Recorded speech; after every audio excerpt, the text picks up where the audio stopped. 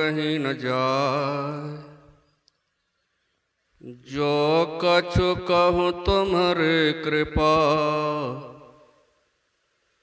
मोते कछु न बसाए। सुखी रहें संसार सब,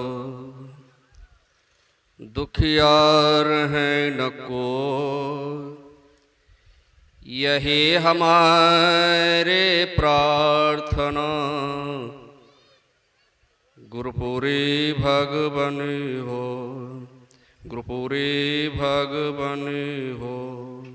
गुरुपुरी भगवनी हो। एक बार हम लोग श्रद्धा विश्वास के साथ बुलंद आवाज में जोरदार शब्दों में गुरु महाराज की जय जयकार करके मन मस्तिष्क को ताजा कर लें, अंतःकरण को पवित्र कर लें। बोलिए प्रेम से श्री सद्गुरु महाराज की जय। परम पावन अपने निवास में आचार्य महर्षि योगानंद प्रभु जी महाराज के पाद पद्मों में कोटि कोटि नमन। मंच पर तीर्थों को भी तीर्थत्व प्रदान करने वाले मुद मंगल में साधु चरण, सत्संग प्रेमी सज्जनों, माताओं एवं भक्तिमती बहनों। एक व्यक्ति बड़े श्रद्धालु हम देखे महानपुर में, वहीं से सत्संग करके मैं आ रहा हूं। तो कल भाई साहब जाएंगे किशनदासपुर जाएंगे? क्या बाबा जाएंगे, जो बात यहाँ सुने ना वही बात वहां जाकर के सुनेंगे। क्या जाएंगे बाबा, यहाँ सुनिए लिए। वो एक नंबर के सत्संगी नहीं है। बराबर आप किसी चीज को सुनते रहेंगे, सुनते सुनते आप समझ जाएंगे। भरा ही निरंतर हो ही न पूरे, कभी आपका जो है दिल सुनने से आघावे नहीं। एक ही बात, ये क्या हो रहा है, रेहल से असली शीश और नकली शीश को इसको कहते हैं। एक जगह रामलीला हो रहा था, रामलीला। रामलीला में राम रावण, हनुमान जी का भी उस दिन जो है हनुमान जी और रावण का पाठ मुख्य रूप से था सुंदरकांड का। तो जो हनुमान जी का पाठ करने वाला था उसका तबीयत खराब हो गया। जो रेहल सहल किया था उसका तबीयत खराब हो गया। कहा भाई काम तो अब बनेगा नहीं, काम तो अब चलेगा नहीं। कहा एक आदमी को खोजा जाए जो कि हनुमान जैसा हो। तो खोजते खोजते एक हलवाई जो है ऐसा ही ढंग का मिल गया। हलवाई का काम कर रहे थे। कहा कि भाई तुमको हम 10 गुना ज्यादा पैसा देंगे। कितना कमाते हो यहाँ पर? 10 गुना ज्यादा। लोभ में पड़ करके वो आ गए। कहा कुछ नहीं करना है, तुमको केवल जो है मंच पर जो है गदा लेकर के खड़ा हो जाना है। और उधर से रावण आएगा, 10 सिर होगा, 20 भुजा होगा, किसी में कुछ होगा, किसी में गदा होगा, किसी में तलवार होगा, लेकिन गरजते तरसते आएगा उधर से। तुम लेकिन हटना नहीं, एकदम डटे रहना। सब तरह से सिखा पढ़ा करके मंच पर खड़ा कर दिया। खड़ा तो हो गया, उधर से ज्यों ही पैरों को पटकते हुए, तलवार को घुमाते हुए, गदा को घुमाते हुए जब मंच पर जब आया, कहता कहां है रामदूत हनुमान? आज मैं उसको दिखा देता हूं, आज मैं उसको बता देता हूं। ये देखा ना जब उसको, तो रेहल सहल तो किया नहीं। तो कहता है बाबू हम रामदूत हनुमान नहीं है बाबू, हम फलाने हलवाई है बाबू, हम फलाने हलवाई ही बाबू। बाबू हमको छोड़ दिया, हम बाबू हलवाई का काम करके खाएंगे, हम बाबू हमको मरना नहीं। मेरा कहने का भाव, क्या जो रेहल सहल किए थे क्या वो भी गदा पटक करके भाग जाते?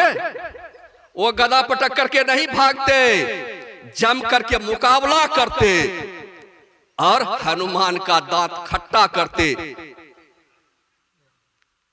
तो मेरा कहने का मतलब रावण का जो है दांत खट्टा कर। इसी तरह से हम ये क्या कर रहे हैं, रेहल से हल कर रहे हैं।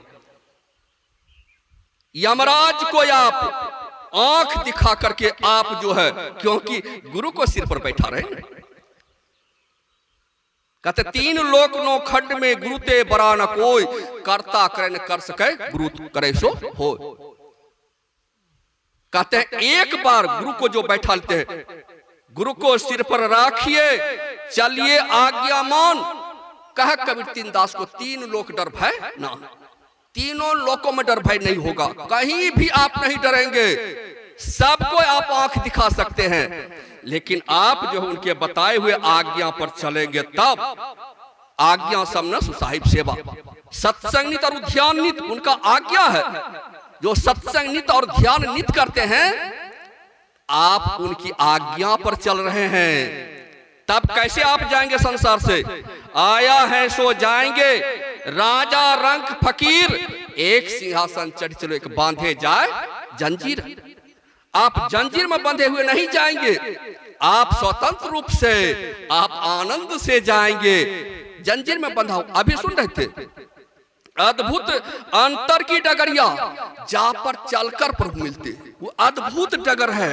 ऐसा डगर है, संसार के सब डगर पर चल करके देखने लिए हैं, क्या शांति मिला है, क्या सुख मिला है?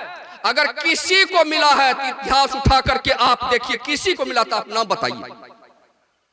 और देखिए जो अंतर की डगर पर चला है, जो सतगुरु की डगर पर चला है, सबको शांति मिला है, सबको सुख मिला है। चाहे खाने की व्यवस्था रहे अथवा नहीं रहे, पहनने की व्यवस्था रहे अथवा नहीं रहे, लेकिन सुख मिला है। दाता, दाता सतगुरु, धन्य धन्य जो है दाता। एक होता है दाता और दूसरा होता है दानी। दानी को तो खत्म हो जाता है दान करते करते, लेकिन दाता का कभी खत्म नहीं होता है। एक होता है दाता, दूसरा होता है दानी और तीसरा होता है कंजूस। कंजूस किसको कहते हैं? अपने भी नहीं खाएंगे, दूसरे को नहीं खिलाएंगे, अपने भी नहीं खाएंगे, दूसरे को भी नहीं खिलाएंगे, ऐसे उसका धन चला जाता है, ऐसे उसका नाश हो जाता है। और चौथा होता मक्खी चूस। मक्खी चूस किसको कहते हैं? अगर वह चाय पी रहा है और चाय में कहीं अगर जो है वास में पड़ करके मक्खी अगर गिर जाए तो मक्खी नीचा चल जाता है, चाय के नीचा चला जाता है, तब मक्खिया तो फूल जाता है चाय पी करके, राम नाम सत्य हो जाता है। तो सोचता है कि पैसा लगा हमारा, ये जो है मक्खिया चाय पी लिया, तो मक्खियों को जी पर लेता है, चूस चूस करके फेंक देता है उसको। इसका तो मक्खी चूस। तीन कंजूस एक जगह बैठा हुआ था, तीन कंजूस एक ही जगह, और तीनों में बात चलने लग गया। तो चलने जब लग गया बात में बात, एक ने कहा भाई मैं 1 किलो घी लिया हूं, लेकिन जो है मैं 1 साल से खाते आ रहा हूं, लेकिन घी जो है अभी थोड़ा थोड़ा समाप्त। कहा कैसे तुम खाते हो? कहा कि खा पी लेता हूं, उसमें सिक्की डालता हूं और सिक्की से जो निकलता है तो होठ पर लगा लेता हूं, पता चलता है सबको कि घी खा करके आया है। दूसरा ने कहा भाई मैं भी 1 किलो घी लिया हूं और तुम 1 ही साल से, मैं 10 साल से खाते आ रहा हूं, लेकिन अभी घी का गैस हो रहा है, सेंट हो रहा, घी ज्यों का त्यों पड़ा। कहा रोज खाता हूं। कहा तुम कैसे खाते हो? कहा तुम तो सिक्की डालते हो, हम सिक्की नहीं डालते हैं। तब खा पी करके उसका मुन्नन खोल करके सेंठे ले लेता हूं। कहा मैं भी भाई 1 किलो घी लिया हूं, तुम तो 10 साल से, हम 20 साल से खाते आ रहा हूं, लेकिन घी का अभी तक सेंट होने रहा, गैस होने रहा, लेकिन रोज खाता हूं। कहा तुम कैसे खाते हो? कहा भाई मैं जो है ना, तुम तो खोलते हो नहीं, डालता है सिक्की ना, हम जो है कुछ नहीं करते हैं, बस दाल भात सब्जी सब कुछ परोसे था थाली में, अब बोतलबा लेकर के खोलूंगा, कहा के लिए सिक्की कहा के लिए दूंगा, बोतलबे को थाली में घुमा लेता हूं, बस हो गया। कहते कामी तर गए, क्रोधी तर गए, लेकिन लोभी जीरा ना तरे। जो जिसको लोभ है, कामी कौन थे? कामी गौस्वामी तुलसीदास महाराज। क्रोधी कौन थे? आप जानते हैं, दुर्वासा ऋषि, परशुराम जी महाराज, ये सब। लेकिन ये तर गए, लेकिन लोभी जीरा, जिसको लोभ है वो लोभी व्यक्ति का जो है, इसलिए जो है अगर हम लोभ से बचना चाहते हैं, कहते हैं कि साईं इतना दीजिए जामे कुटुंब समाए, मैं भी भूखा ना रहूं साधु ना भूखा जाए। समय जो है तगादा कर रहा है, समय तो जानबे करते हैं कि नपा तुला रहता है। तो अभी का पाठ जो है ईश्वर स्वरूप पर आप विशेष रूप से भरपूर, लेकिन ये जो आते हैं बराबर आते हैं तो मस्तिष्क जो है आपका ताजा होता है। रामकृष्ण पंडित जी महाराज क्या कहे, नाव पानी में रहे कोई हर्ष की बात नहीं है, कोई चिंता की बात नहीं है। नाव जब भी चलेगी तो पानी में चलेगी, लेकिन पानी में नाव रहे, लेकिन पानी नहीं आना चाहिए नाव में, नहीं तो डूब जाएगी। लेकिन किसी न किसी तरह से पानी जेबे करेगा। लेकिन चतुर मल्लाह क्या करता है, उसको उपच उपच करके फेंकते रहता है। उसी तरह से हम संसार में रहें, परिवार में रहें, समाज में रहें, कोई हर्ष की बात नहीं है, लेकिन समाज घुसेगा, परिवार का वातावरण घुसेगा, इस दिमाग में घुसबे करेगा।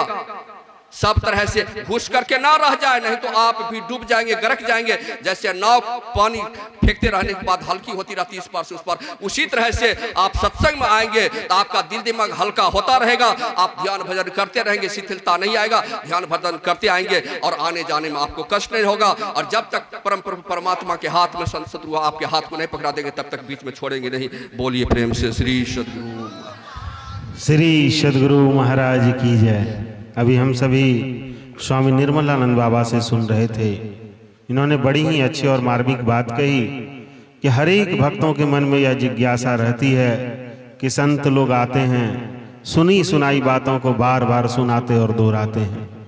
संत लोग जिस पाठशाला में पढ़ते हैं वहाँ कोई डिग्रीधारी का मान्यता नहीं रह गया है, क्योंकि हम सभी जानते हैं संत कबीर साहब आज तक जिन्होंने ना कागज और कलम को छुआ और उनके लिखे और सुनाए वक्तव्यों को संशोधित करने के लिए, उस पर रिसर्च करने के लिए आज भी एमए और पीएचडी वालों का ज्ञान कम पड़ता है। संत अगर 5 मिनट के भी वक्तव्य को हम सबों को सुनाते हैं और हम सभी और उनको लिपिबद्ध करें और उनके बताए भावार्थ को समझकर अपने जीवन में उपयोग लाने की कोशिश भी करें, तो यह मानव का जीवन मिला हुआ एक जीवन भी कम पड़ जाएगा, क्योंकि वो उतनी ही देर में इतनी सारगर्भित बातों को बताते हैं जो हम सभी इस पूरे एक जीवन में उसको अपने जीवन में लागू नहीं कर सकते। इसीलिए संत महात्मा सुनी सुनाई बातों को रटाते हैं। जैसे कि बचपन में बच्चे को क ख ही पढ़ाना है, मात्र स्वर्ण वर्ण और व्यंजन वर्ण के 33 और 11 अक्षरों को ही रटाना है, उसे 1 वर्ष तक रटाया जाता है, क्योंकि उस पर उसका दृढ़ अभ्यास हो और वह पूरे जीवन इसको ना भूल सके। इसीलिए संत महात्मा हमको सुनी सुनाई बातों को रटाते हैं ताकि हम लोग जन्म जन्म तक इस आध्यात्मिकता के बीज को ना भुला पाएं। हम लोग अगले प्रवचनकर्ता के रूप में पूज्य आचार्य श्री के परम सेवक रहे और उनके सानिध्य में रहकर अपने ज्ञान के विकास को इन्होंने अभिभूत किया हुआ है। पूज्य स्वामी सुभाषानंद जी महाराज के श्री चरणों में प्रार्थना करें कि पूज्य महाराज श्री के आने तक वो अपने प्रवचन आशीर्वचन को सुनाने की कृपा करेंगे और आप सभी तमाम श्रद्धालु भक्तगण इनके आशीर्वचन को शांति का दान देते हुए सुनेंगे। बोलिए प्रेम से श्री सद्गुरु महाराज की जय।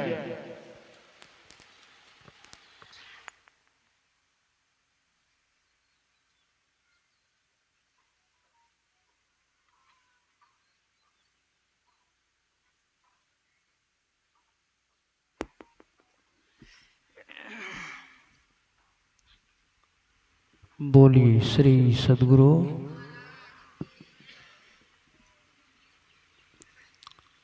धन्य धन्य सद्गुरु सुख दो,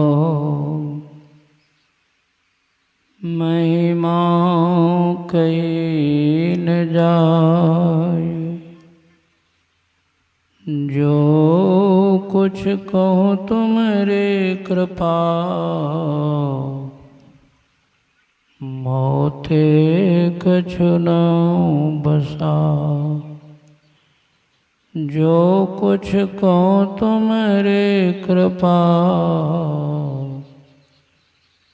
मोते कछु न बसा।